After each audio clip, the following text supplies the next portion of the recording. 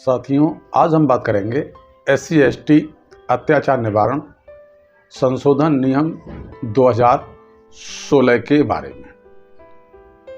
ये तो पता ही है कि SC/ST अत्याचार निवारण अधिनियम 1989 कब लागू हुआ, और ये भी बता देना जरूरी है कि ये लगता किन पे है।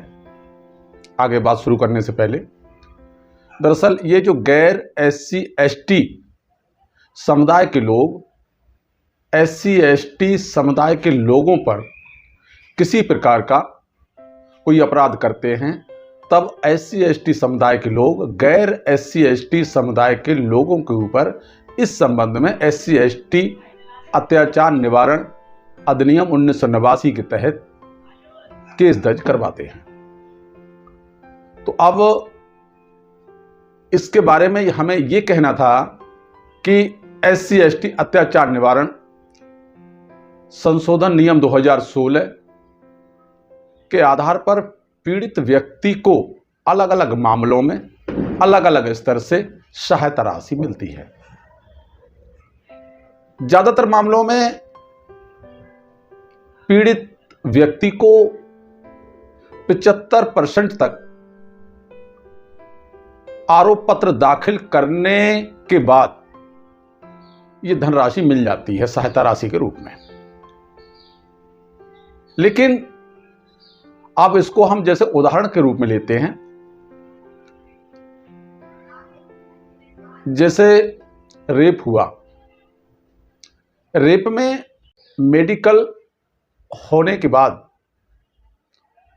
तुरंत FIR होने पर 50% पैसा मिल जाता है। इसमें करीब 5 लाख रुपए मिलने का प्रावधान है सरकार की तरफ से कि जो रेप पीड़ित है, जिसका बलात्कार हुआ है महिला का, उसके लिए 5 लाख रुपए सहायता राशि सरकार की तरफ से मिलने का प्रावधान बताया गया है।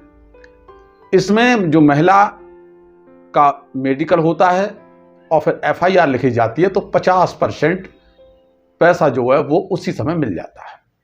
उसके बाद जो बची हुई आधी रकम रह जाती है, उस आधी रकम में से फिर उसका आधा पैसा उसको चार्जशीट होने के बाद मिल जाता है। तो इस तरह से 75% पैसा जो है वो पीड़ित को मिल जाता है दोष सिद्ध होने से पहले। 25% जो रह जाता है वो दोष सिद्ध होने के बाद, अदालत में जब दोष सिद्ध होता है, उसको फिर जो सजा होती है, सजा होने के बाद वो भी 25% पैसा मिल जाता है। ऐसे ही गैंग रेप होता है। गैंग रेप का भी वही है। गैंग रेप में 8 लाख रुपए पीड़ित महिला को मिलने का प्रावधान है। इसमें क्या है, मेडिकल होता है। मेडिकल होने के बाद इसमें FIR तुरंत होती है, उसमें उसी वक्त 50% मिल जाता है, यानी 4 लाख रुपए FIR होते ही समाज कल्याण विभाग से यह सहायता राशि पीड़ित को मिल जाती है। उसके बाद चार्जशीट लगती है। चार्जशीट लगने के बाद जो 2 लाख रुपए फिर मिल जाता है। ऐसे करके 75% पैसा मिल जाता है। अब जो 2 लाख बचता है, वो 2 लाख दोष सिद्ध होने पर, सजा हो जाने पर फिर वो 2 लाख रुपए भी मिल जाता है पीड़ित को। इसी तरीके से ये 8,25,000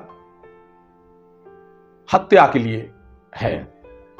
इसमें यह है कि अगर SC/ST के किसी भी व्यक्ति की हत्या गैर SC/ST के समुदाय के व्यक्ति ने कर दी है, तो इसमें 8,25,000 रुपए मिलने का प्रावधान है। ये जैसे ही पोस्टमार्टम होता है, पोस्टमार्टम होकर के और रिपोर्ट लिखी जाती है, उसी वक्त इसमें आधा पैसा मिल जाता है। आधा पैसा जो बचता है वो चार्जशीट जैसे ही लगती है, वैसे ही चार्जशीट लगने के बाद जितना पैसा बचता है, आधा पैसा, वो फिर उस पीड़ित परिवार को मिल जाता है। तो इस तरह से इसके जो नियम हैं वो इस तरह से सरकार ने बनाए हैं। तो कई स्तरों पे इस पैसे को बांटा जाता है। लेकिन अब इसमें कई बार ये भी शिकायतें हुई हैं कि जो पीड़ित पक्ष है, पीड़ित पक्ष ने जो आरोपी पक्ष है, ये 75% पैसा लेकर के आरोपी पक्ष से सुलह कर ली है। तो ऐसी स्थिति में ये इलाहाबाद लखनऊ हाई कोर्ट का एक फैसला आया है कि वो पैसा ये जो ले लेते हैं और इसको, तो ये ठीक नहीं है।